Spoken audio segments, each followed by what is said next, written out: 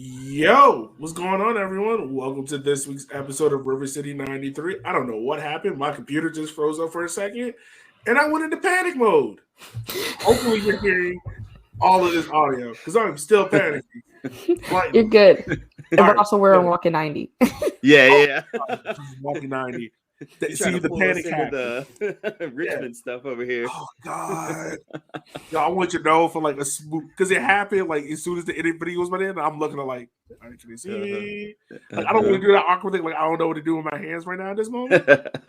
I thought for a second me and Ebony got trapped, and then you're gonna be like, "Yeah, they're here to endorse Richmond." Right. I was like, Hold No, up. My apologies. What's going on, y'all? Welcome to this week's episode of Walking 90, your bi-weekly USL review show. Yeah. So we have a special guest joining us tonight. It's Mr. Tyler. He covers Lexington men's and women's team out there. How are you doing tonight, sir? I'm doing good. Coming off of our W League win, first match ever, first win ever. That was a super exciting thing to experience. I'm hoping that the men's team will get back on track this weekend. I know it's a tough test, but I'd like to keep riding this high. I posted today that my soccer week's trending good. Everton won, Minnesota United won. Now I've got the W League win. I just need that USL 1 win.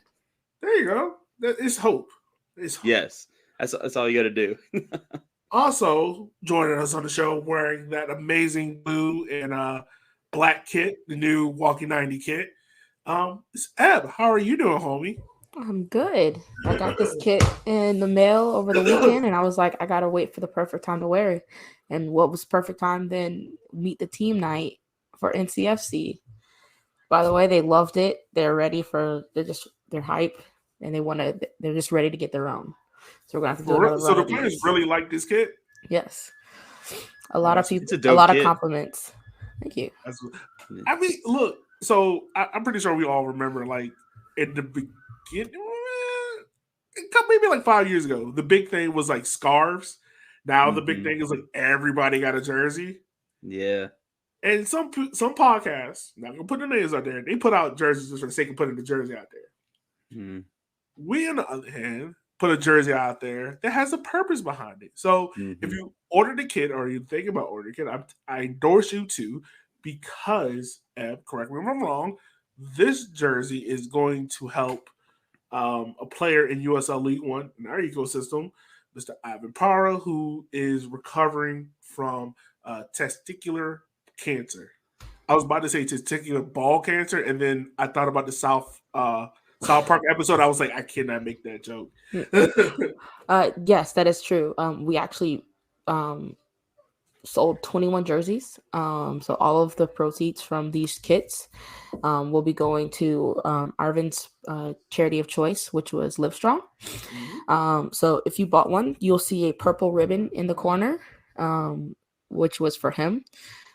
So very cool kit. Appreciate all of New York for making this happen so quickly and getting these out to us so quickly, because this is my new game day jersey that I will be wearing for a very long time. Also, I like the tagline. I feel like you did it as a homage to me. I did. I just be chilling. I did. I want you to know, I didn't even realize I was in the jersey until I looked at it. She was like, why say I just be chilling? Why does that sound like something you say? And I was like, that's because I do say it.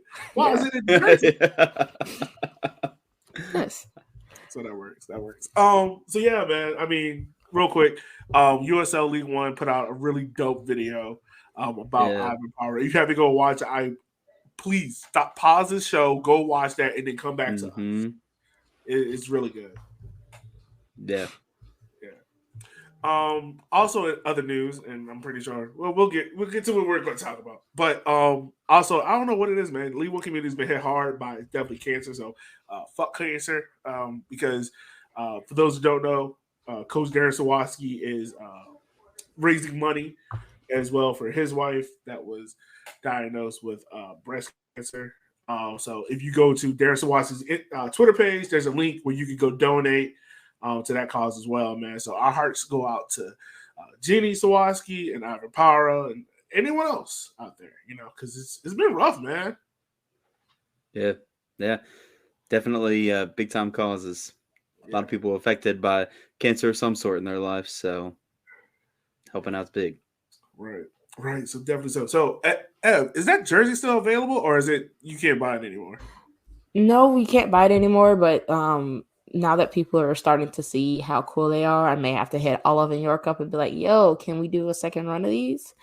And just to see if it goes back, goes back out there. But for now, no. But we'll find out in the next couple of days if we can get it going again. So keep out on the eye out on the socials for that. But guys, let's go ahead and let's get into it. We missed a few things about USL League One. Always feel like life is always hitting us. But Tyler, we're gonna start over with you, buddy, because you're the special guest on the Tonight Show. For those who don't know, Kyle went to North Carolina solely to have Bojangles, and Chip out of nowhere decided to go to a concert. Yeah, but Tyler, we'll start with you, buddy. What has stuck out to you the last 2 weeks? What has caught your attention in the USL League One community? Man, I don't know. Like, obviously, I focus super heavily on Lexington. I'm all about it, but I do like to check out everything else that's going on because I think it's important just to stay up and with everything. But I don't know. It's been crazy so far this season. I mean, Carolina's coming away with everything. Just taking it to the house. I know we're going to talk about it later, but like Rafa, man. Just seeing like the shift in who we're used to seeing really just like lay it down. Not that Rafa wasn't good before, but it's just kind of weird to think like at the beginning of the season, I'm thinking, okay, Keziah Sterling, but he hasn't been around. And then we're used to seeing Terzaghi just going off, but he's had a little bit of a slower start. And it's just weird because I feel like this season is already chaotic, but for a lot of different reasons than last season. And I don't know, it's been fun already, even though some of our results have hurt my feelings a little bit personally, but it's been good nonetheless. Whole USL League One, my friend. Welcome. Yeah, for real, man. And I'm hoping maybe that chaos will start swinging our way a little bit before too long. I don't know though. It will. Al, what about you, homie? What has stuck out to you? What stuck out? Kind of all the same things. North Carolina as a state has kind of run away. It's starting to like truly run away with the league. NCFC is proving a lot of people wrong. Lexington is kind of finding their groove. It's still the same it's still the same Charlotte, but people still don't know how to figure out how to not defend, like how to make them defend. I think it's sort of starting to play out now because they're starting to get some of those 0-0 draws or even some of these losses, but not enough to really derail them on the trajectory that they've been on for the last couple of games. We're a quarter of the way through the season, and that's wild to believe, honestly. Yeah. Yeah, that's what's really impressed me is the goalkeeper from Charlotte. Pat. Yes. Yeah. Holy crap. Which he's keeping them in games. No. I know he left the game on was it crutches?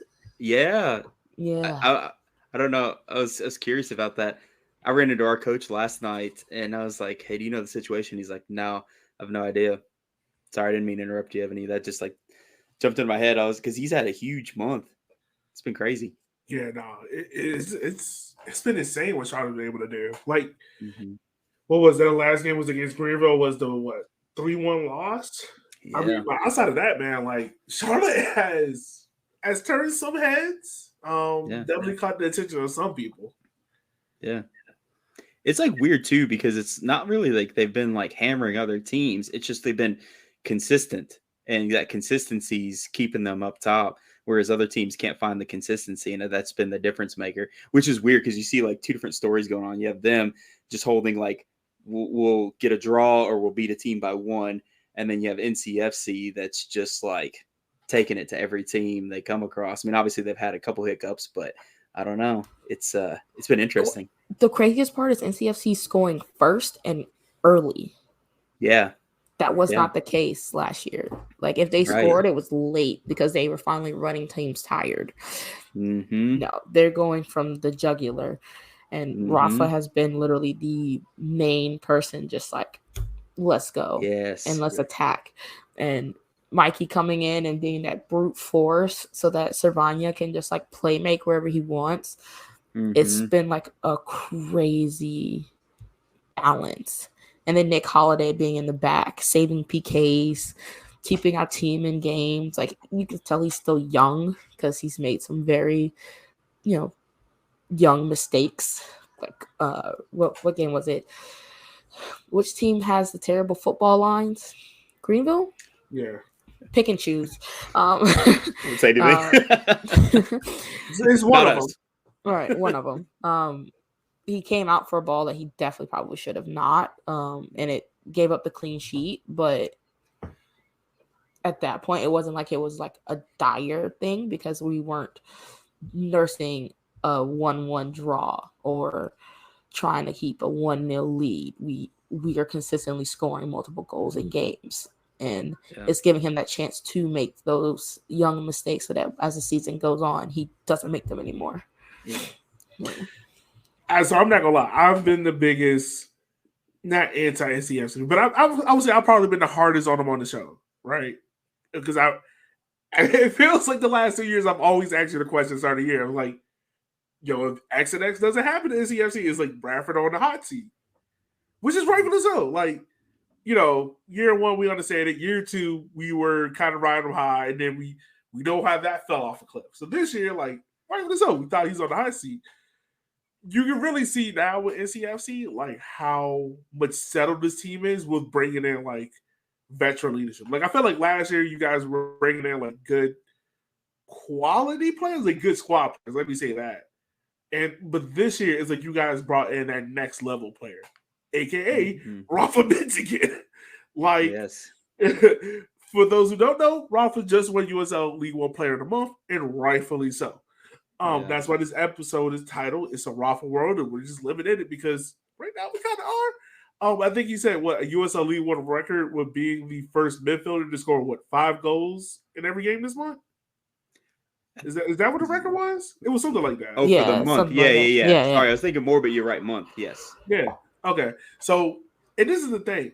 First of all, Rafa should not be in USL League One. He shouldn't be. He's good. Trust me, I know. He is the bane of my existence as a Richmond Kickers fan. But I mean, let's be real. Like, the guy's been in a fantastic form. The kind of form that he's been in has kind of perpetuated what NCSC had looked like this year, right? I mean, him and Olex playing together. Yeah. It's been insane. That's a crazy combo. And then you get to bring in like Pop and McLaughlin. Holy crap. Yeah. And then you still have Servania going for 90 minutes, just shithousery all game, but still putting in a really good ball when the time comes. And same thing with Mikey and that back line with Nelson on the outside, and Fernandez coming back from injury and Flick finally coming back from injury. This is one of the best teams. So I've seen us. This is one of the best teams I've seen them field in like years, and that's even through USL Championship. And I had some favorites on those USL Championship teams. Yeah. So deep. So this is the official stat line right now. He has 7 matches. He has 6 goals as of right now. So almost a goal a game at this point. This is like Erling Haaland type stuff. Yeah. Yeah, and like the funny thing too, though, is it's like teams, like they have to know kind of his MO, because a lot of his goals, he kind of does like the same move. He'll do like the sneak behind defenders after space has been opened up, be on the far post, catch the goalie, but it's like nobody can stop him anyway. He just keeps doing it, and nobody can really do anything about it. And it's not that teams are ignorant to it. It's just like, I don't know, they're just clicking so well. It's so funny. I was actually on another podcast like right after we played NCFC. That was like way early on our season, our second game, I think. And they were asking like, what player would you steal from any team? And he was mine. I was like, Rafa, I would take him. And at that point, he hadn't really done a ton, but I was just like, I feel like he's going to heat up even more, and he's going to be that guy. And he has been. And I mean, in that system, it's like you were talking about, Ebony, with like how deep you guys are, especially on the attack. it's weird to have like McLaughlin be like so far back in the pecking order when last season he was like the guy. I mean, it's not because he's bad. It's just because there's so many options. But I mean, it's insane to see what they're doing. It's the fact that we can like rotate when we have 3 games in 8 days. Yeah. Good depth. Like, look, Ev. Yeah. Enjoy it. Yeah. Enjoy it, yo. Yeah. Like, no. I mean, how often do you see depth like that? And we still have a game in hand. I mean, you got a guy last year that finished what? 3rd in the top goal scorer coming off the bench in like 70th minute. Like, you do that to any other team, they're struggling. Mm-hmm. Yeah. I don't know. And it's like weird to like, I don't really see where you all will slow down. You know what I mean? There's not been any hints of that. I mean, I don't know. I'm not saying like NCFC is unstoppable, but at the same time, I don't really see it ever being like where they're completely flipped on their head, at least not at this point. And I think the thing too that really impresses me with NCFC right now is not only are you matching it with the goal scorer, is also the defense is now coming into it. Because last year, like, once again, I was really tough on y'all. Pulisic won't it. He won't it. He won't it. And I didn't think Nick Holiday was it, but he's proven me wrong. And defense looks a lot more like gelled together than it did versus last year. Yeah. I honestly think that PK stop versus Chattanooga is what kind of solidified his position at number 1. It's his to lose now. That was big. And like thinking about him being like, what, he's 17, right? Like that's insane to think that at 17 he's already, you know, putting in these performances. And like you said, Ebony, like he's had those moments where he's had those like mistakes that you make when you're still finding your groove and when you're a young keeper. But I mean, overall, he's been very solid. It's not like the teams had to bail him out a ton. And when he's getting in those situations, just like that PK you mentioned, like he's showing he can do what he needs to do. It's impressive. Yeah.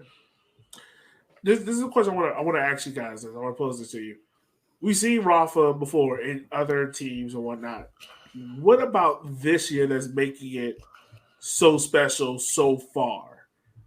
You know, because at Chattanooga, he was there. He was part of this great team that went on to go do some things, but it never felt like Rafa was the standout guy.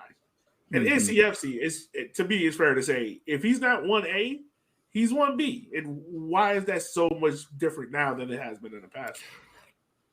I think because he can be 1B. He doesn't have to always be the guy, but right now he is. And because there's so many people around him that can also be 1A to his 1B. Like, it's just the balance now, you know? Like, when he was hot, he was hot. And then when he wasn't, where was Chattanooga? On the end of a 6-0, 6-2 loss, right?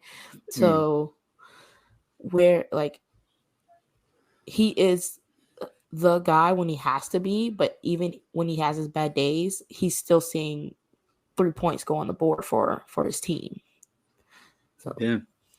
And I mean, Chattanooga, they had people that could score last year, but I feel like it does a lot for a player when you don't have to be the guy. It's not like do or die for you. It like takes that pressure off, and I think it helps them play more loose and more comfortably.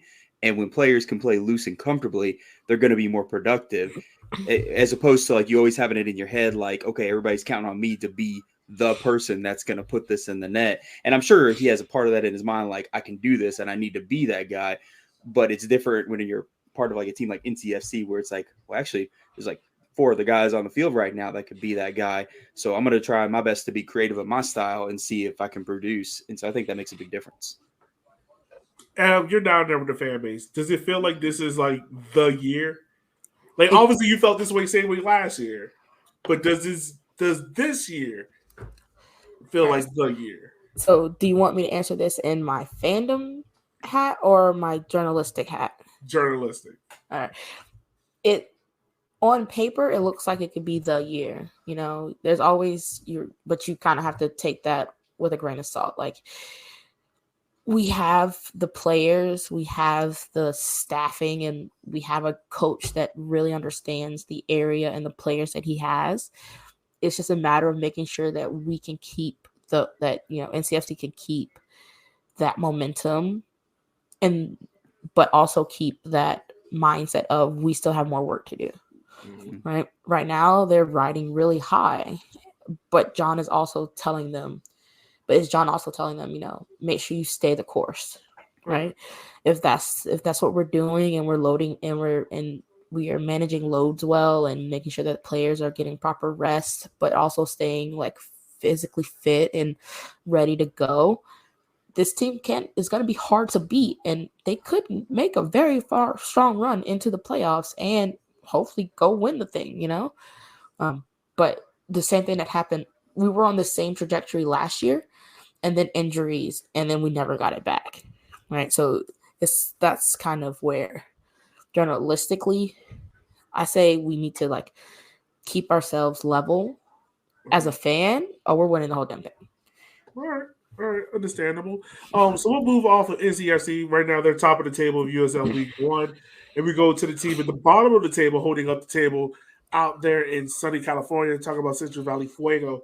Right now, guys, this is a team that has struggled off the field and on the field. We'll talk about the off the field issues a little bit, but let's focus on them on the field. Right now, as it stands, they have 1 win, 1 draw, and 5 losses. 2 goals scored, 10 goal differential. Also, they're on a 4-game losing streak without scoring a goal. And on top of that, they have let's see, I believe it's 3 red cards already this year. Damn. Yeah, they lead the league in 3 red cards. Team in second is Tyler Yarrow Boys with 2. We like our yellows as well. Yeah. When we talked about Fago at the beginning of this year, we were pretty harsh on them. And I think it was rightfully so. Like, I think outside of Lexington, I'm probably sorry, we didn't bring in the show just to bash Lexington. But like we agreed that the team build was probably one of the weakest out there. Mm-hmm. What's going on with what's going on with Fuego on the field that's making them hold up the table right now and be the early winners of the wooden spoon? I mean, watching them play, I've watched a handful of their games, and it's just like they're not clicking as a team. It's just like they're not like a unit that's gelled, and you can see like by midway through the game, they're all like super frustrated with each other, and it's very visible. And I think that just exacerbates the problem. It just keeps that ball rolling, and they can't quite get the traction that they need. And it's super weird because it's even like when they do score, it doesn't put them back into like a good headspace of like, okay, now we're clicking, let's make this happen. It's like they're still weirdly disjointed. And it doesn't mean they don't have like moments. They do have moments where you can tell that they're on the same page and clicking, but they're fewer than they should be. And it feels really weird because it feels like a team that was just completely just dumped into a pile, and then it's like, okay, here we go, play together. They feel more new than we do. I mean, I know our results haven't been great in Lexington, but our team is clicking a lot more, and you can tell there's a lot more of that gel. I don't think that's fair to Lexington, though. Lexington had a very tough part of their schedule in the beginning. Right. But they've also grown into those games. So you're doing more improvement than Fuego is on very big portions of your pitch on the pitch. So, like, I don't think the table really represents how well some of these teams are playing and not playing, right? Yeah. I would 100% agree. And sometimes I feel like I come off as a homer saying that because I'm always like, we play so much better than our results are showing. And I don't know, I just pivoted to Lexington too hard, but like we really do. We play really solid. It just, we have these things that just happen that just trip us up. And it's just like, what the heck? But no, I don't know. That's just what I'm seeing from Fuego is just this, it's not that cohesion that you would hope there would be to keep you on the up. What I'm seeing from Fuego is just they're asking everyone to do everyone else's job where everyone is doing nothing. Mm-hmm. Like, prime example, Bejev, right? Yeah. You lose Cheney, okay. You bring in this Leon Beck striker. All the hype is there. But it still is if they're asking Bejev to, hey, we need you to distribute, we need you to create, we need you to score, we need you to be on the wing, we need you to get behind. Like, you're asking a guy that's already 30 plus, and I'm not trying to use his age against him, but you're asking him to do everything. You know, like it's like if you want to think about it like in terms of like a DP player, right? Like every team in USL League One has like one marquee guy, one guy that's like, all right, he does the stuff. But usually, like that guy has one specific job that he does better than anyone else, and that's why he's that guy. For instance, here in Richmond, it's Trezeguet. Trezeguet's main thing is scoring. No one's looking at Trezeguet and be like, hey, we need you to go get 10 assists, right? No one's asking that because Trezeguet's thing is scoring. It just feel like out there at Fuego, like they're asking Bejev to do everything. And if he doesn't, as you can tell, nothing's happening. You know, like I said, they have 2 goals. They only have 1 goal from open play. The other goal comes from a penalty. Yeah. Right? And it just I think the thing that frustrates me a lot with Fuego, and I talked to Leah, who does the El Fuego podcast. So by the way, go check them out. They do an amazing job over there. But I asked her, like, you know, what's the game plan in a sense? And she was like, to be honest with you, we don't know. And that's sad when your old friends don't know what the stylistic play of your team is. You know, like if you go look at a Greenville, everyone knows it's 4-4-2, it's low bunker, we can get it behind you. If it's Chattanooga, you know, all right, it's going to be physical, it's going to be tough. You know, you're not walking out of the game without a yellow. If you go to Richmond, you know, it's spread the field out wide, get in behind, you know, cutbacks. If you go to, like, I can go on and on and on, but I'm just saying, like, those teams we know. I can't tell you what they do good. Like, so, what do they do good at? Looking at their stats from, like, the season, like, it's not even like they're not having the ball because they're holding possession. They're holding possession more than a lot of teams. But then you scroll down and you look at shots. Every game, they're taking less than 6 shots total. Greenville took 18 shots on them. NCFC took 18 shots on them. Like, Charlotte took 13 shots on them. They're only taking 5 shots a game. So they're holding the ball and then doing nothing with it. Yeah. What does that help you do? I can't tell you. I can't tell you because right now, like, defensively, I can't tell you, like, what did they do? It just feels as if, like, there's a huge gap in between the defense, the midfield, and the attack. And all 3 are doing 3 different things that does not work with each other. Yep. It's so much a disconnect. And like I said, you have flashes, but I completely agree with you guys. It just doesn't seem to flow like there is an idea of what they want from it. And then ultimately that's going to lead to you not getting those chances, those shots off. So I don't know. It's looking rough. Yeah, no. I mean, this is another interesting stat. Like, and this kind of talks about like their build-up play. Like, in long balls, they are dead last in the league. They only average 19 a game. Big chances created. They've only created 2 big chances so far this year. Big chances missed is 3. What we were saying earlier, Ev, of like, you guys are getting 5 shots on target. Out of those 5, you're getting like 0.2. And we're talking about 7 games already? Oh, no. They're not on target. They're not all on target. They're just 5 shots total. Only 1 or 2 are on target. Oh, my God. Yeah. Right. I don't know, man. Like, 7 games, and obviously, you know, week 10, we will do our MVP picks and our power rankings. All this. We let everyone else do their stuff early. We wait till week 10. Because week 10, we kind of get a good idea to know who's good, who sucks. Yeah. Where we're going to wait your bet. So look out for that episode coming in sometime. But right now, like, is Fuego's coach on the hot seat? Because I'm putting him on the hot seat. Like, the seat's already got the gasoline on it, and I'm ready to light it. Damn. I'm telling you, man, I'm not high on this coach. I'm just not. I'm not trying to be like hella negative Fuego fans. I promise you, I'm not trying to just rip your team. But this team has talent, that should not be 12th. Mm-hmm. Like, your next 3 games are against Tormenta, Noco, Madison, and then you got Richmond and Greenville home. Mm-hmm. I'm gonna be honest with you. If he don't win the next 2, he got to go. I mean, at the end of the day, yeah. I mean, it comes down to the coach who makes those players gel and click and have a vision. And if they're not executing that vision, I mean, that's your job as well. you gotta lay it out, and you gotta ask for execution based on what you've presented and what you've practiced. And so, yeah, I mean, it's at the end of the day, you can't just say it's all the players. You know, Yeah. I mean, they're obviously good players. It's just they're not being used to their potential. Yeah.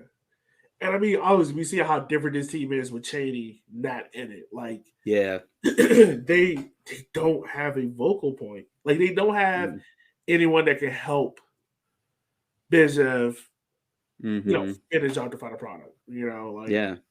And maybe also part of this is Ant-Man. I believe he's out hurt, as I think Leah told me. So probably that's Mitch North is a decent goalkeeper, but we saw what Ant-Man did last year. Like, he literally almost drove that team into the playoffs the way how he was standing on his head. And maybe that's a big miss as well, But if we're saying that your goalkeeper being out is the big reason why your team isn't creating chances, you got issues. Yeah. You got issues. Yeah, you're not wrong. No, man. So real quick, my bad. I don't know why I'm coughing so much. Let's talk about Fuego, the stuff off the field. So this past weekend, at the Fuego match, there was an incident that happened where a group of fans apparently made a racist chant. Now, from that racist chant, if you didn't see it, it was on Twitter. Like, I believe Fuego's response is still up, even as we're recording this. And correct me if I'm wrong, Abertab, but I believe that Fuego said that the comment wasn't made, but I think the thing that really stood out to me is how they responded to Liv, who, once again, runs El Fuego pod, of kind of like accusing her of making a false statement. And it never feels good when your own club is like, no, you're wrong. That didn't happen. Yeah. That was pretty cringe seeing that all play out. I noticed that online too. Yeah. And I don't know. And I'm not sure. I might have had it mixed up. Like, I thought maybe it might have been was it a homophobic chant or was it a racist chant? It was homophobic. Yeah. That's what I thought I had seen. And so it's like super weird energy to just be like, nah, it didn't happen, instead of trying to address it and be proactive with the whole thing. And they basically did the obviously the other chant. They were just like, oh, it means something different to them, so it's not really anything bad. And then they were like, but no, they know the meaning behind it here. This is the Confederate flag in Italy thing all over again. And so real quick, I just want to put this disclaimer out there because Leah, gotta respect her and everything, because this is their situation. We're just reporting it because you gotta talk about this guy's thing, because if not, things don't get told properly. But the disclaimer is pretty much, this is a personal statement. It doesn't reflect Fuego, Fire Squad, or other fans about what happened. So someone from the club apparently reached out to Leah. They had a conversation to kind of settle things down. But I guess my main thing is like, why is the club, first of all, instead of just saying like, hey, we hear it, we'll deal with it, we appreciate you bringing it up, that only trying to say like, oh, they weren't saying this, they're saying this, but then attacking your own fan, who, by the way, not saying like us content creators deserve really special treatment, but it's like, this is someone that covers your club, that obviously loves your team, and instead of like hearing them, it's kind of like you're kind of like pushing them aside to be like, you got it wrong. It's kind of distasteful. So my biggest issue with it is like, I'm glad they reached out to Leah and like to try to mend whatever it was, but you were loud in public, so you need to be loud with the apology in public. Because your supporters made a very they offended people, right? And you went to defend them. Mm-hmm. Now you need to do the same thing with the apology. Yeah. So like I'm very happy that Leah got that kind of like personal message to make sure that there was some understanding, but that shouldn't have to come from Leah to tell people, or from us via Leah to tell people that there was an apology made. You should be standing on that apology. You said those words, and now you need to stand on what was right and what's wrong. Yeah. So, and I still agree with her message. Like, if you're going to defend that, I don't want to see a rainbow anything from you come June. Mm-hmm. You know it's gonna happen. Yeah. It's gonna happen. You know it's gonna happen. And the fact that USL League One zero tolerance policy is not being effectively used, but we just saw that in MLS. So, yeah. Yep. Excuse the cough, people. I promise you, it's just it's a little allergies. It's not COVID. Allergy season's real right now. I'm with you. I was in the middle of soccer practice. I started crying. My kids was like, "What's wrong, coach?" I was like, "Oh, my allergies. It's allergies." It's like that set piece was so great. Right. I'm down bad, kids. I'm down bad. So some of the other news. Before we close out, and once again, you did a great job summarizing that. I can't add anything to it, but that's what's going on. The Fuegos things on and off the field aren't looking great. And once again, you know, even though we're rivals in this league, I hope the best for the supporters groups and them out there, man, because having to deal with what they're dealing with the stadium and prices and the front office, it's all over the place. So one day we will get to just go watch soccer games. Yeah, that ain't happening. So some of the other news that's happening around the league, Fort Madison just came out and said they have a friendly against Alante FC of I think Liga MX or the league right below. I can't remember what the Mexican league. I thought it was Liga MX. Isn't it? I think it's Liga MX. Yeah. I think, it's the Liga de Expansion MX Atlante. Oh, okay, there we go. Yeah, so that's who it is. Charlotte Independence, Adelone, Luka Swansky. He's on loan from FC Tulsa. And also other news, USL as a whole has a new president because Jake Edwards is out of a job. In comes Paul Donahue, the disgraced and Twitter favorite executive from Inter Miami and Atlanta. So, guys, I got to ask, because, people are upset, but does what he did at Inter Miami, does it bother you that he got the job here at USL as being the head guy? I don't know. I'm kind of undecided, honestly. Like, it's problematic, right? And I think that definitely isn't gonna go away and can't be swept. But I mean, I'm not gonna lie. I don't know that I'm versed enough on the situation to speak fully on it, and so that's why I'm undecided. Honestly, it's not because I'm necessarily condoning anything. It's just being honest. I don't know the full situation personally. Yeah, so I feel like I don't know much. Yeah, what I would say is this: because if you run the league, you can make the roster rules, right? Yeah. So you then can't be in trouble for creating said rule, right? So it's all good. There you go. There we go. It all works out. At the end of unlimited international spots. Ta-da! Yeah, there we go. First I don't want salary 7, cap. I want 30. What's that? Yeah. Watch you see Fuego's gonna go, you know what? We're gonna go sign Mbappe. Big the whole city of Fresno. Whole city of Fresno goes down in the corruption scheme. Another friendly was announced a couple weeks ago. NCFC versus Sunderland. Maybe Sunderland will be a Premier League team by the time that friendly happens. That'd be cool. Yeah, that was pretty cool. I forgot all about that. There's a lot of stuff going on with NCFC. A lot of good mojo over there. Also, y'all got a team in the soccer tournament that Legends are playing? Yeah. So is this an over 40 club? I don't think because Connor Tobin's not over 40.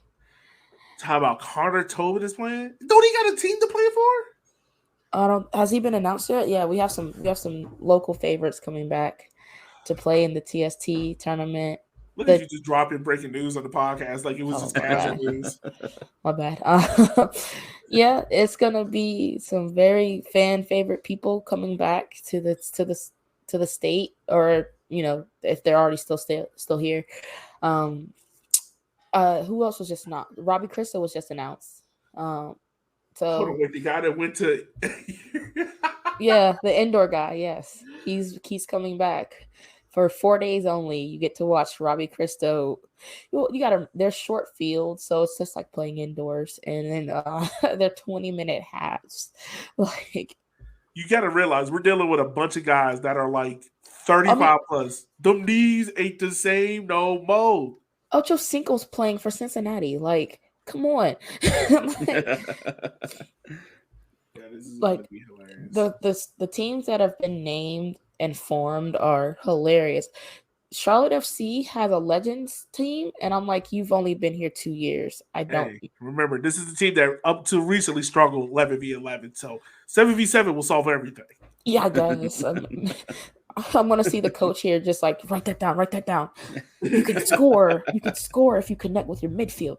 I just see it happening right now. You can do this? You can make passes? Oh my god! Can they get signed to the full team? Like, Fuego's looking at it like, so Ocha, how much for you to come to Fresno? Right. He scores 3 goals, and all of a sudden he's signed to like some squad, some squad. It's gonna be a wild 4 days, but should be fun. Yeah, but the guys are back, and they're hopefully go far. I mean, you've got a DeMarcus Beasley team, and a Heather O'Reilly team. Clint got a team. The hashtag United guys got a team coming, which is on brand for them. I want to ask you guys this because this is popped in my head. Which team is more likely to sign a player from this tournament? Forward Madison or Fuego? Fuego. Fuego for sure. Yeah. Fuego is gonna look. Fuego is gonna be like, you know what? Stephen Miller can still play. Ebony's joking about Ocho Cinco, but watch it. Like, somebody's like listening to this right now, and they're like, you know what? It's not a bad idea. We might still be bad, but we'll have Ocho Cinco. He'll be hyping everybody up right now. Dortmund is calling him right now. Charlotte FC is looking at a Clip Dixie team like, hey, Clip, you want to go play for us? Increase that attendance from 500 to 1,000, baby. That's how we get them. That's how we get them. So let's talk about the table right now. I'm gonna read out the whole table. NCFC, of course, number 1. Charlotte Independence is at 2. South Georgia Tormenta comes in at 3. Greenville 4. Union 5. Richmond 6.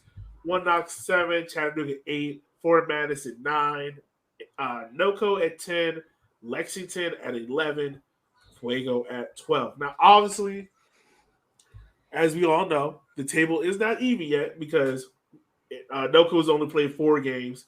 Everyone else is right around 6-7. Fort Madison's only played 5. But yeah, everyone's kind of around that 6-7 range. So as we go on, once we get past June, we're kind of being on a little bit more even ground. That's what we wait to do our power rankings. Unlike the league, who just they won this week, put them at first. Yep. I'm not even gonna lie, y'all. I haven't opened them power rankings because I know it's gonna piss me off. Right? Yeah, I'm not doing that. Tell me about it. You sit there, read those power rankings, and be like, "Yeah, my team really is some shit." So I just keep scrolling past. Right. Well, I'm not opening this. I'm gonna stay in my bubble. Right. Like, why would I do this to myself? No. All right. So these are the games we got coming up. So let's talk about Saturday. Saturday we got NCFC. They invited Fort Madison into their stadium. Fort Madison right now leads the league draws as they did last year. 4 draws already on the season for Fort Madison. Now, they do have slightly the best defense. It's only letting 2 goals. Granted, only played 4 games. NCFC, a team riding high. John Bradford and Rafa are coming off of coach and player of the month, respectively. what are our thoughts on this? How do we think this game is going to play out? It's going to be fast. Yeah, it feels that way. Both teams play a counterattack. They both play a counterattack type of game. NCFC just does it a little bit better with the actual finishing part.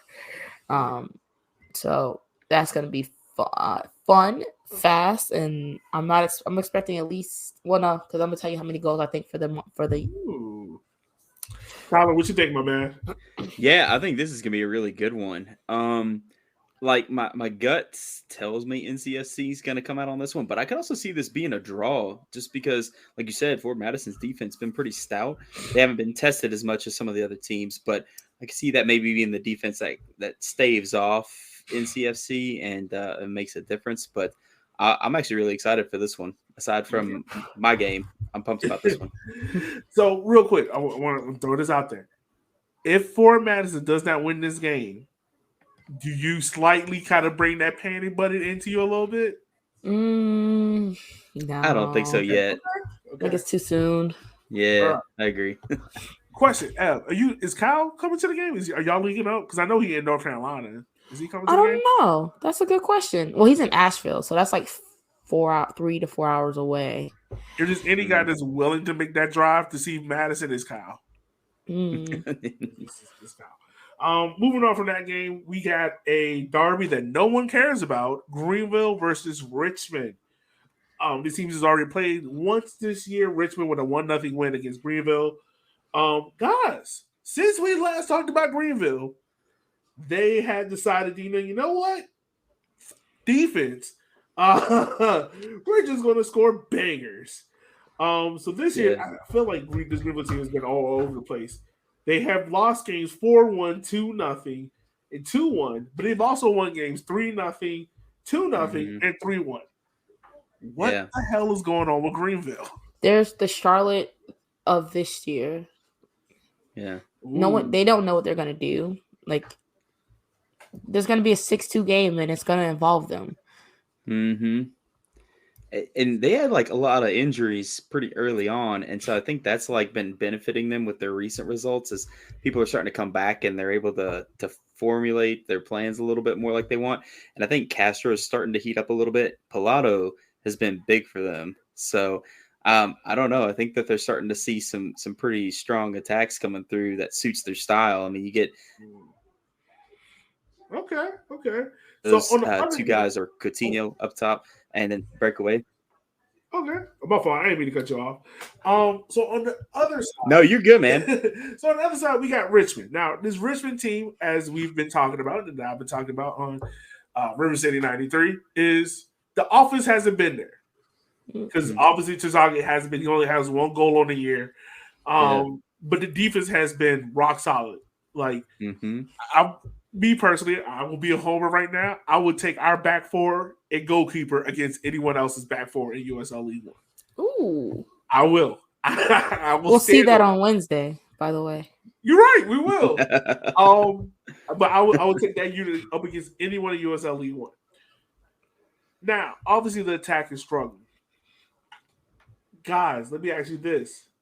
If Richmond walks away with this game and we're not convinced by the offense, do you think it might be time for Darren to switch things up? Maybe possibly drop Terzaghi from the lineup?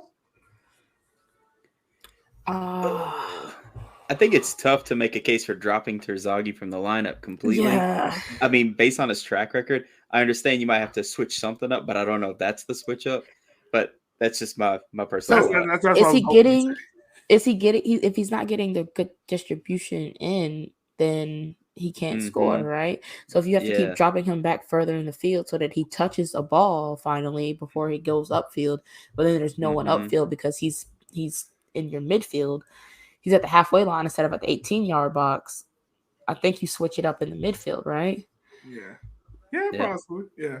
It's a weird jigsaw puzzle that fits, but it doesn't fit. You get what I'm saying? Like, the defense in the midfield is connecting well. Right now is a disconnect between the midfield and the attack.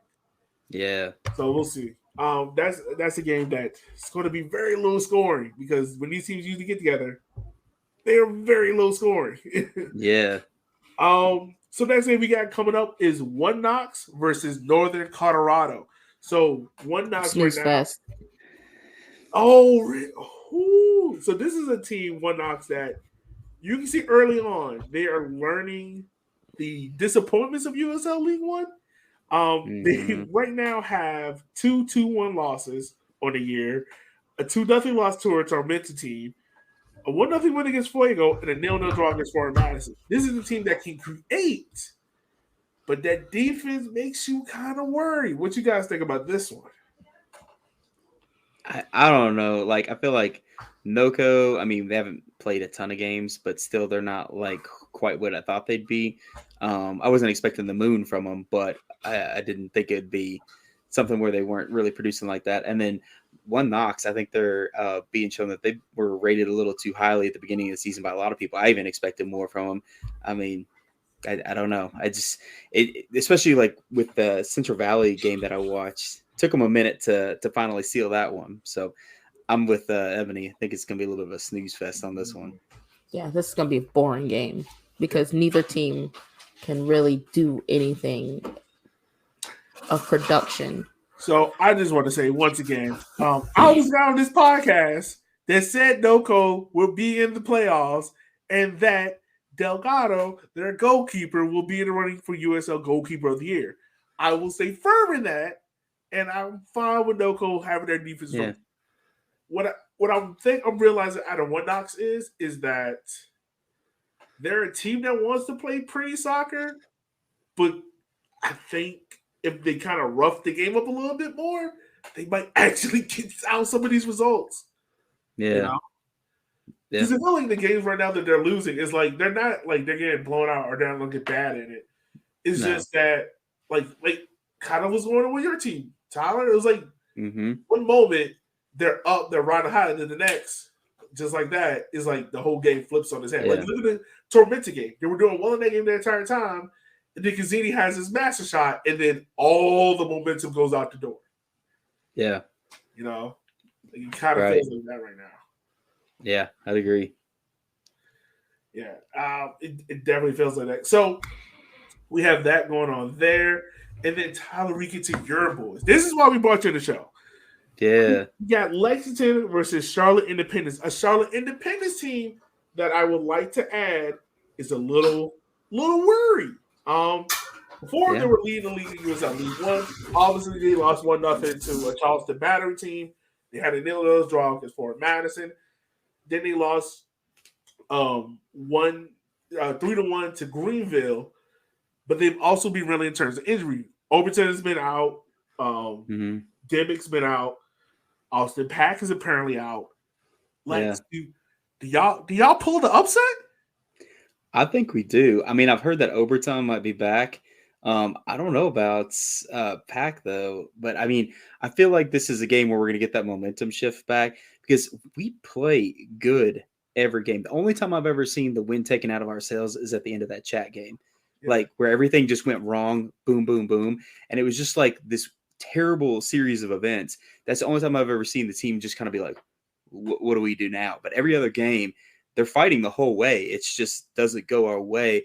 And I think that with this time of preparation, with us having a bye week, I wouldn't be surprised if we have a couple changes to our lineup starting out. I mean, who knows? But I could see that maybe happening.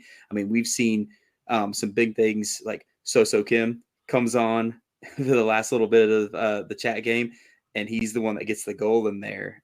So I'm not saying that he'll be in, but I definitely think that maybe we'll play around a little bit this time, and I think we can maybe take Charlotte down this weekend. I'm gonna say we got this. So this is me not being a Charlotte hater. This is me just looking at what I see. You're on two different paths, and yours is going up, and theirs is going down. And like I said before, your results don't show how well you've been playing. You've dominated in like possession and even in like passing attempts and passes completed and XG and shots taken total. I just see it finally clicking Yeah. And that leading to some very good results for you. So I also think you take this one, and I think you take it pretty handedly. But I'm not going to say the score because I like this. it's in my numbers for the week, because we have because I'm counting all the midweek games too. Mm-hmm. So this is helping my number rise, but I'm not going to say it yet. So this is why I bring you down. My thing with Lexington is that kind of concerns me is you guys do so well building out of the back, midfield, all that stuff. It's the final Thursday that kills me with y'all. Yeah. It's like that's the missing piece. Right. It's like the defense, the midfield all works as a unit. But the final third is like everybody all of a sudden wants to become an individual. It is like it's just so all over the place. Yeah. I mean, I will say one of our biggest problems, I feel, is we let the defense get there before everybody else does. So our wingers are so fast. Like they blaze down there. And then the way we deliver those long balls too, either way, whether they're carrying or long ball, we're waiting in the wings. I just feel like the middle takes just a second too long, and then the defense is set. And when we send in those crosses, there's everybody there. And so, yeah, I agree. That's our kryptonite so far. Yeah. Well, there's any team that's going to give you some chances to get it behind. It's going to be Charlotte, because they're going to be pushing themselves as well to get up. They still don't defend. Like they just score more than you. And yeah. If I'm not mistaken, I think Charlotte leads the league on like shots on goal or shots on target. I think it's one of them. Sounds right. But it surprised me. But you were talking about those big week games coming up. We got One Dots versus Chattanooga, which is a nice rivalry I like, because both sets of fans hate each other, and that's what rivalries are built for. It's gonna be low scoring, but there's gonna be at least 2 red cards. You think? Oh yeah. Okay. All right. It's a Tuesday night match. They're gonna go for blood. Right. Another rivalry game we got is me and Eb versus each other. NCFC versus Richmond. It's going to be. Look, if there's nothing in USL League One that scares me more than going to Raleigh, and the second thing is Rafa, Michigan, and both of those things are now together. Because we had the conversation on USL League One of like, who is the team or player that is your team's villain in USL League One? And for us, it's Rafa. Like, Rafa is that. It's like every time I see his name on the team, so I'm like, yeah, I can already put him down for a goal or an assist. Like, this is a guy that's knocked us out of the playoffs twice now. It's not fun. Yeah. So I want to ask you, who is your team's villain in USL League One, guys? Well, it used to be Chattanooga for NCFC, because we had never beat them in league play. Okay. And we finally got that one. So yeah. Tyler, I know you're young in the USL League One days, but who's your team's villain, or that player that you're like, oh, we got to play this guy? I don't know that we have a player yet that we can really throw down as our villain. But I mean, team wise, it's One Knox. Like that. I mean, they've been all over us ever since they got announced in the league, and then them getting that first win for both of our first games ever. That's put a little bit of a situation in play there, which, I mean, I still think, I mean, a win's a win. Congrats to them. But, I mean, we were brand spanking new, and I thought we did pretty good. But that's our team that we, I think, have marked more than others. Okay. Understandable. And then Thursday, next Thursday, we got Ford Madison versus NoCo. I'm probably not going to watch this game, y'all. I'm probably going to be asleep. I'm not expecting much. Yeah. I don't know. I could see Ford Madison win it, but I don't think it's going to be like something electric. But who knows? We say all this and watch and see that'd be the 5-4 game of the year. Yeah, they're going to play this clip on the big board. Like, 100%. After it's like 5-0 or something. Right. It's like they said we weren't going to score. Yeah, we did. Yeah, we did. Right. So out of all those games, y'all, who do we have as our Vibes of Chaos? So for those who don't know, new listeners, Vibes of Chaos, pretty much your chaos game is a game you think that it's going to get kind of out of hand, be a little crazy. Then your vibes game is the game that you invite everyone else to kind of watch on with you. So, Tyler, let's start with you, my good man. Who is your vibes and chaos team of the week or game of the week? My fault. Ooh, that's tough. Okay, I'm gonna say chaos is the Lexington Charlotte game just because we're gonna take down 2. So 11's taking down 2. That's what I'm gonna go with. Vibes wise, ooh, that's a tough one. Let's go NCFC Madison. Okay. All right. It's not a bad pick. It's not a bad pick. Eb, who do you have, homie? So for my chaos, I also had Charlotte versus Lexington. That's gonna be chaotic. And my vibes is gonna be NCFC versus Richmond. So I actually have NCFC with both my vibes and chaos game. It's the yin and yang of both. The chaos game is going to be NCFC versus Fort Madison because it's going to be no midfield. Absolutely not. You think they're just going to bypass? You think they're going to bypass Mikey and Cervania? It's just going to be long ball FC? No, it's going to be fast break FC. Like, don't be surprised if Nick Holiday is running point guard in this game at some point. Is this where I get my shooter shoot FC and I got Nick Holiday scoring goals? This is the game we can have a 6-5, and we would be like, "Oh, this is normal." A team of all strikers, right? Yeah. This is that weird lineup you have of like what is it, 3-0-7? This is that lineup you throw out there now. You throw that lineup out there now. I'm gonna start coaching just to run that for you. Yeah, I have like a middle school team out there doing that. Like, what is he doing? Don't worry about it. It's greatness. Yeah. Just go. Why is there midfield? Because we shoot. That's all we do. Yeah, that's all we do. As soon as you cross half, shoot. Shoot on. Yes.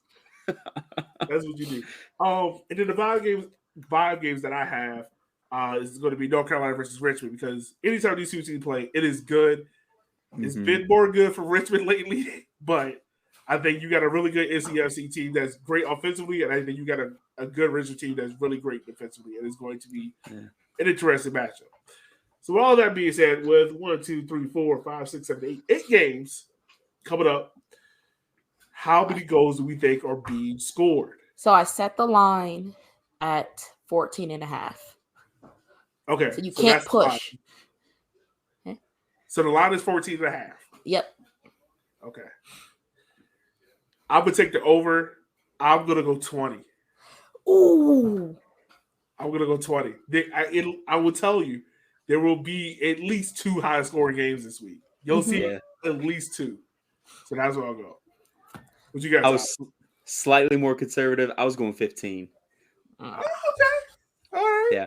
I agree about there being a couple high-scoring games, but I think there's going to be a couple that are just dirt low. Yeah. I mean, Fuego's not playing, so we don't have to worry about that.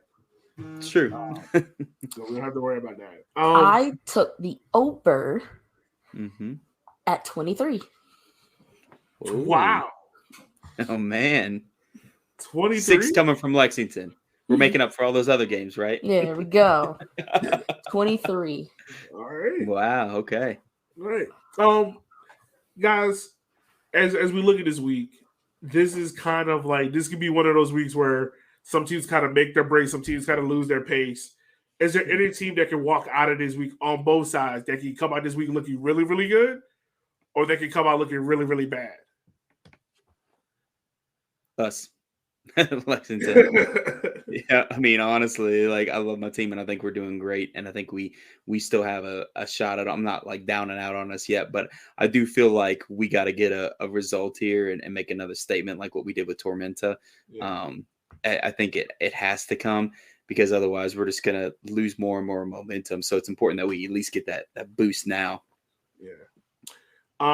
For me, I will go One Knox. I think One Knox has the ability right now to kind of change the trajectory of the season. Like if you go out here, you beat NoCo, you beat Chattanooga, your season looks totally different versus you go out here and you lose the NoCo and you lose a struggling Chattanooga team at a derby game. Yeah. Some questions are going to get asked. Especially with the expectations for One Knox at the beginning of the season. Yeah.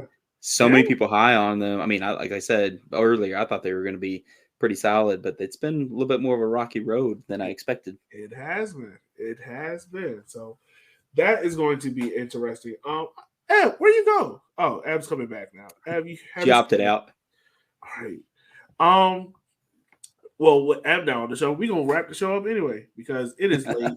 and yeah, I'm man. pretty much tired. So Tyler, we want to say thank you, man. For hopping on for Mercy. We gotta have you back on more times, man. Yeah, man. Just let me know. Yeah, of course. Talk some more. Let's get some different perspectives on, of course, of just our, Richmond, NCFC, Greenville, and other teams like that. Obviously, I didn't mention you in Omaha.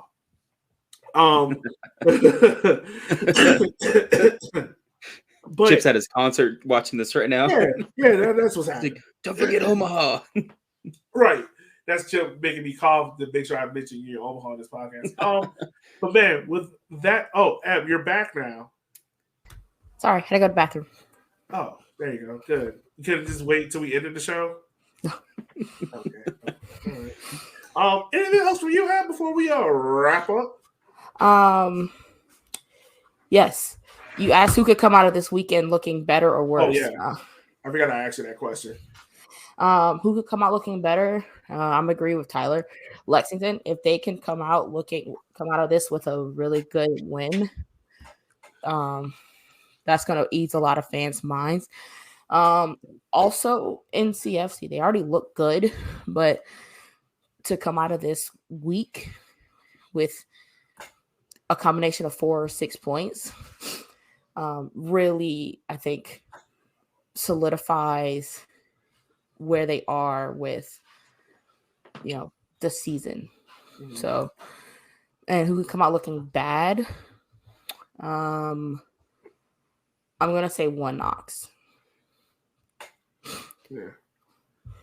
This kind of goes into that thing I was talking about at the beginning of the season with the built versus bought in terms of academy and how you want to start.